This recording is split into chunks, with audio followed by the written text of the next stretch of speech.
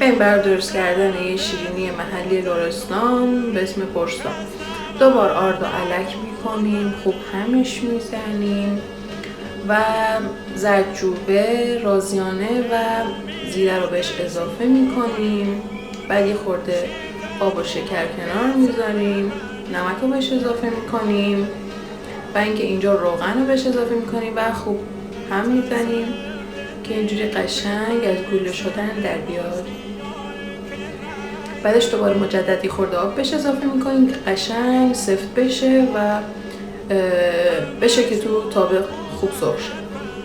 همینجوری تا زمانی که خوب سفت میشه که دیگه از هم وا نره.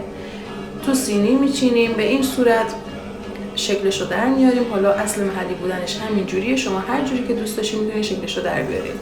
روغن رو داغ میکنیم و دونه دونه شیرینی ها رو داخلش میچینیم. قشنگ که سرخ شدن طرف دیگه‌ش رو سرخ میکنیم.